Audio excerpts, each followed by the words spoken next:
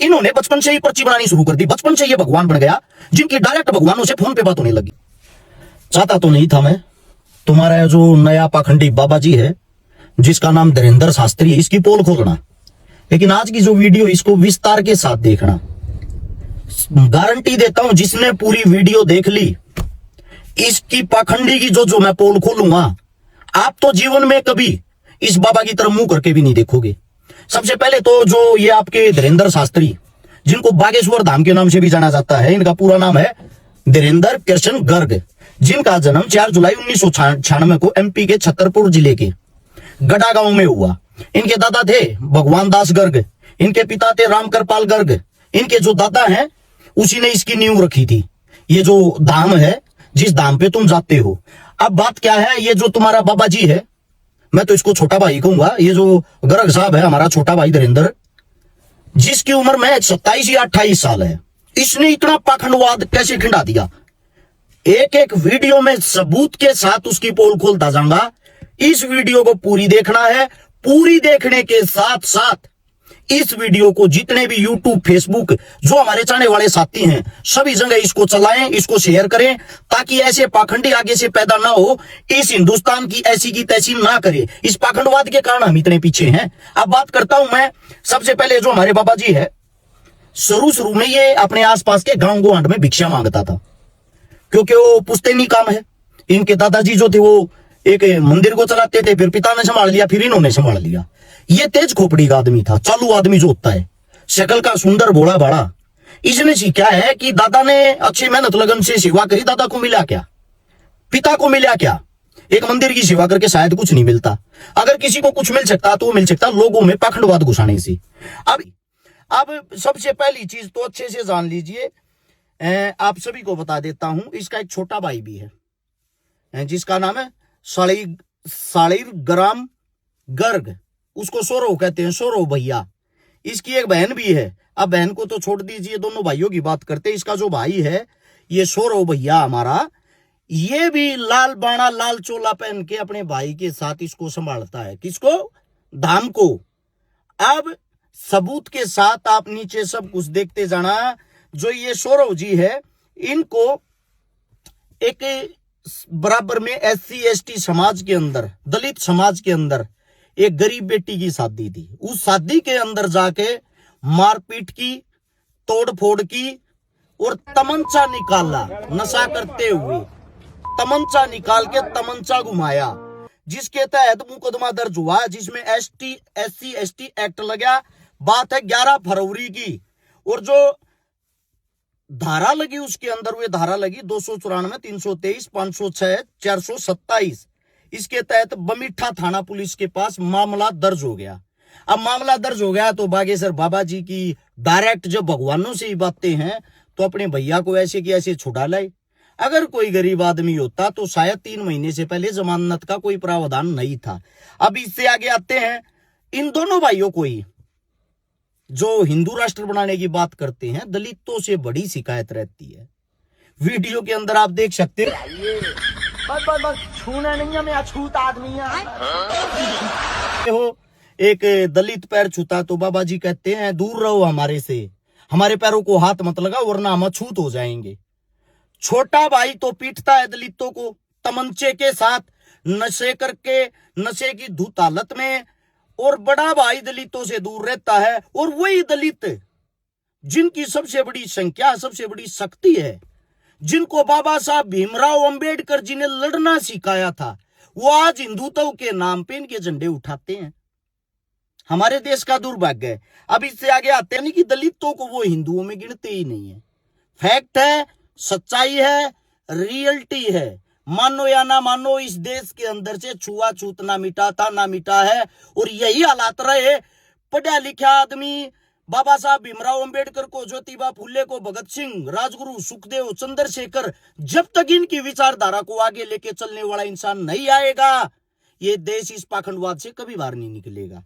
अब इसके बाद आते हैं धार्मिक गुरु, जो वाक्य में अच्छे इंसान है, जैसे कि शंकराचार्य जी, संत तुकाराम जी, साईं बाबा। उन सब के बारे में आपके इसी 27 साल के गर्ग साहब ने अपने मुंह से आपत्तिजनक टिप्पणियां की है, आपत्तिजनक भाषा का प्रयोग किया है। आप चेक कर सकते हो नीचे। और फिर उन इंसानों से माफिया भी मांगी है। क्या किया है? माफिया मांगी है। क्यों? क्योंकि इनको यह लगता है कि वो आपसे ज्यादा विद्वान हैं, आपसे ज्यादा पढ़े लिखे हैं, वो रियलिटी के ज्ञानी आदमी हैं। लेकिन भारतीय जनता पार्टी का जो मुखोटा पहन के ये धीरू भाई घूम रहा है, इसका कार्य ये है, जो पार्टी के विपक्ष में जाएगा उसका तुझे सत्यानाश करना है, उसकी तुझे खिलाफत करनी है। इसको खुली छूट दे रखी है। अब इसके बाद आपको एक बात बताता हूं, ये सपोर्ट किनको करता है। वीडियो देख लेना। आशाराम के बारे में इनके क्या शब्द, क्या विचार हैं। आसाराम बापू, उनको भी मिले नहीं है, पर वीडियो पर ही देखा है। क्या कहेंगे उनके बारे में? भगवान की सब अपनी जगह सब ठीक है। आपको पता है कितने गंभीर आरोप है उनके ऊपर? बिल्कुल आरोप है। तो कुछ कहना नहीं चाहेंगे? क्या कहेंगे? सब अपनी जगह, सब लोग अपनी जगह ठीक होते हैं। इन्होंने बोला अच्छे इंसान है, बड़े अच्छे इंसान है। प्रेस रिपोर्टर कहती है कि इन पे बलात्कार जैसे संगीन अपराध साबित हो चुके हैं, कोर्ट सजा सुना चुका है, फिर भी आप इनको अच्छा इंसान मानते हो। राम रहीम, जिस पे अपराध साबित हो चुके हैं, बलात्कार के, मर्डर के, ऐसे इंसानों को ये अच्छा इंसान मानता है। साथ में राम रहीम को जमानत दे, वो पैरोल दे देती है बार बार सरकार। आशाराम जिनको जमानत मिल गई ऊपर से सजा होने के बाद भी, इसका रीजन क्या है? इसका रीजन और इसके फैक्ट पर बाद में बात करेंगे। अब बलात्कारी को सपोर्ट कौन कर सकता है? बलात्कारी को सपोर्ट करेगा वही विचारधारा रखने वाला इंसान। अब आप कहोगे ये क्या बात बोल दी? अब यही बात मैं आप लोगों को बता देता हूं। ये एक वीडियो सुनो एक शख्स की। बगेसरा लड़की का सप्लायर है। मध्य प्रदेश से 48,000 लड़की को ये देह व्यापार और इधर उधर बेचा है। अखबार में आई हुई खबर देखो, इसमें लिखा हुआ 48,000 लड़कियां गायब हो चुकी हैं, जिनका कोई अता पता नहीं। इसी बागेश्वर धाम के आसपास की, गांव की, गौहांड की, शहर की लड़कियां। आखिर बाबा जी इन लड़कियों का करता क्या है? सबसे बड़ा सवाल ये मैं नहीं, हर शिकारा नहीं कर रहा, वहीं का इंसान, वहीं का ये शख्स, वहीं का ये नेताजी कह रहा है, लड़कियां सप्लाई करता है। क्या करता है? लड़कियां सप्लाई। और साथ में आप लोगों को एक बात और भी बता देता हूं। ये एक फोटो है बाबा जी की, एक लड़की का चुंबन लेते हुए की, जो सबसे पहले वीडियो के माध्यम से पता लगा था। इसका सत्संग सुनने के लिए आई थी, इसकी कथा सुनने के लिए आई थी। और फिर 4 दिन बाद उसी कथा, जिसको इन्होंने बुलाया, जो लड़की इनको पसंद आई, 4 दिन बाद उसी के साथ आज से 4 साल पहले बाबा जी की चुंबन अवस्था में फोटो वायरल हो जाती है। अब यह फोटो नकली है या असली है, इसका फैसला आप लोग करोगे, क्योंकि 4 साल पहले एआई नहीं था। एआई अभी आया है 1 साल से, तो आप इस फोटो को एआई नहीं बोल सकते। ये 4 साल पहले 2021 में वायरल हो चुकी है। अब इसके बाद अगली बात जो आती है, बाबा जी पर्चा कैसे बनाते हैं? बड़े पर्चे बनाते हैं, दुनिया के पर्चे बनाते हैं, पर्चों पर ही हर चीज बता देते हैं। एक तो बाबा जी की पूरी टीम ऑपरेट करती है, हर जगह कैमरे लगे हुए हैं। एक छोटी ही लीड बनाई थी, जो पेपर होते हैं, टेस्ट होते हैं, उनमें चीटिंग करने के लिए वो लीड कान के अंदर डल जाती थी, जिससे वो लीड दिखाई नहीं देती है। बाबा जी उस लीड को कान में डाल के ब्लूटूथ ऑन रखते हैं। जब उनकी टीम ऑपरेट करती है, वो ऊपर से इशारा देती है। जो बाएं पंडाल में 2 नंबर पे बैठी हुई पीले सूट वाली औरत है, कृपया करके वो आगे आ जाए। उस चीज को बाबा जी फॉलो करते हैं। इस वीडियो के माध्यम से पूरा हकीकत, पूरा सच आप लोग देख सकते हो। अब इससे अगली बात आती है, बाबा जी ने एक यूपी की औरत थी, जिसका रात के 10 बजे पर्चा बनाया, जो दीक्षा लेने के लिए गई थी। रात को 10 बजे पर्चा बनाया, बड़ी बड़ी बातें की, ये कर देना, वो कर देना, आपके घर में लक्ष्मी होगी, फलाना होगा, धकड़ा होगा। उसी आश्रम की दीवार गिर जाती है रात के 4 बजे, उसी रात को, और उस यूपी वाली महिला की मृत्यु हो जाती है, मौत हो जाती है।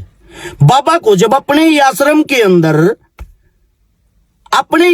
अंदर 6 घंटे पहले वो मौत दिखाई नहीं दी, वो आपका, हमारा भविष्य कैसे देख सकता है, कैसे बता सकता है? सोचने का विषय, सोचने की बात है। इसके बाद अगली बातें करते हैं। जब देखो बाबा जी हमारे धर्म का मजाक उड़ाते हैं। कहां गए भाई वे हिंदुत्व वाले, बजरंग दल वाले? सभी दलों से पूछना चाहता हूं, वीडियो में सुनो क्या कह रहे हैं बाबा जी। राम जी के 5 बाप थे। 5 कितने? राम जी के 5 पिताजी हैं। विचित्र बात है, स्वीकार करना बड़ा मुश्किल है, पर सत्य बात है। बाबा जी कह रहे हैं जो राम थे, श्री राम जी, उनके 5 पिता थे। क्या ये मजाक नहीं है, हैं? रावण से डायरेक्ट ये बात करते हैं। एक बार हमारी रावण से बात हुई, फोन कॉल पर। अब ये मत पूछना कि नंबर क्या था। हुई तो हुई। एक बार हमारी रावण से बात हुई। हमने कहा क्यों दशानंद जी, माय डियर कैसे हो? उन्होंने कहा हेलो बागेश्वर वाले बोल रहे हैं। हम कहा जी। हम कहा भैया कैसे हो? हमने बुंदेली में बात करी, रावण ने भी हमसे बुंदेली में बात की। हम तो ठीक है भैया। हद तो जा हो गई कि साउंड में फटर फटर हो गो।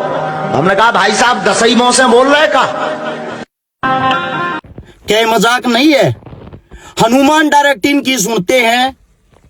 क्या ये हमारे धर्म का मजाक नहीं है? असल में तो ये मजाक उड़ना शुरू हुआ 2014 से, जब से भारतीय जनता पार्टी जो आई है। लोगों को जो धर्म की अफीम इन लोगों ने इतनी चटा दी।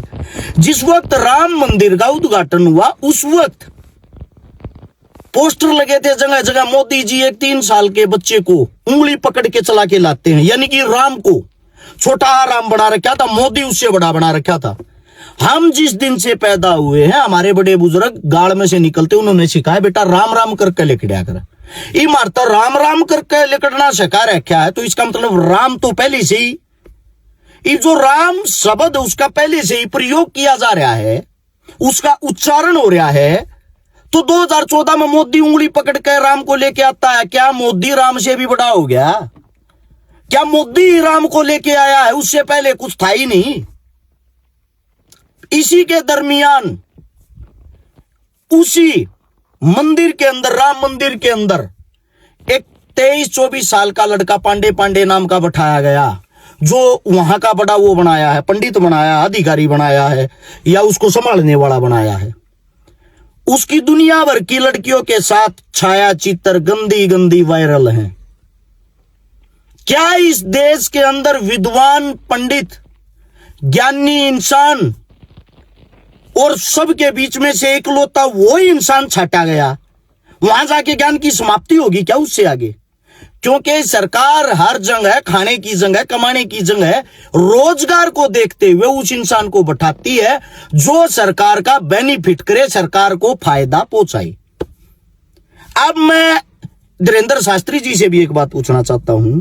शास्त्री जी, आप खुद बताते हो मेरी पढ़ाई में कोई रुचि नहीं थी, कैसे भी गिर पड़ के मैंने 12वीं कर ली, उसके बाद बीए कर ली, बैचलर ऑफ आर्ट। तो इसका मेरे हिसाब से तो बीए तो, अगर हम अपने हरियाणा की बात करें, राजस्थान की बात करें, बच्चा करे घूम रहा है। बच्चा हर इंसान कर लेता है, घर पे बैठ के भी कर लेता है। मैं आपसे एक बात पूछना चाहता हूं, जब आपने जो ये पूजा पढ़ते हो, जो पर्चा बनाते हो, ये शिक्षा कहां से ली? आप काशी से पढ़ के आए? आपने कोई धर्म पढ़ा? आपने कोई ग्रंथ पढ़ा? आपने ग्रंथ पढ़ा, गीता पढ़ी, रामायण पढ़ी? क्या पढ़ा है आपने? पहले आप स्वयं का ज्ञान तो बताओ, आपका ज्ञान क्या कह रहा है? मेरे हिसाब से तो आपने 2 चीजें पढ़ी हैं, हिंदू मुसलमान कैसे हूं, लोगों को बहलाया फुसलाया कैसे जाए। अब दुख की बात, जिस इंसान का मतलब एक सोच शक्ति, समझ शक्ति शून्य हो, वो इंसान ये कहता है हम हिंदुस्तान के नहीं, पूरे विश्व के सबसे महंगे बाबा हैं। 1 करोड़ बोलना नहीं आता, 1 करोड़ से भी हम बहुत कॉस्टली गुरु हैं। हाँ, भारत के सबसे महंगे गुरु हम ही हैं वर्तमान में। 1 CR तो चाहिए ही चाहिए कथा के लिए। 1 करोड़ रुपया लेते हैं कथा करवाने की, और तुम अंधभक्त हो, अगर कोई कथा को बेच रहा है तो खरीदार कौन कौन खरीदता है? आप ही तो खरीद रहे हैं। हम अगर भागवत 50 लाख में बेच रहे तो आप ही खरीदते हैं, तो असली जिम्मेदार तो आप हैं। हम भले ही खूब दुकान सजा लें, आप ना खरीदो तो क्या हम खाक कर दें? हॉल में खूब भीड़ आ गई है भक्तों के, पागलों की यहाँ खूब फौज खड़ी हो गई है। पागल ही पागल जुड़ रहे हैं यहाँ रिकॉर्ड। तुम पागल हो, क्यों करवाते हो हमारे से, क्यों सुनते हो?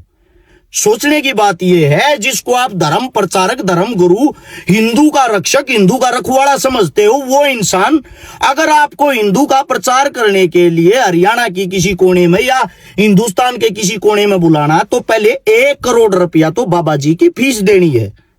उसके बाद कम से कम 10 उनके भक्तों के लिए और उसकी टीम के लिए वैनिटी वैन होनी चाहिए।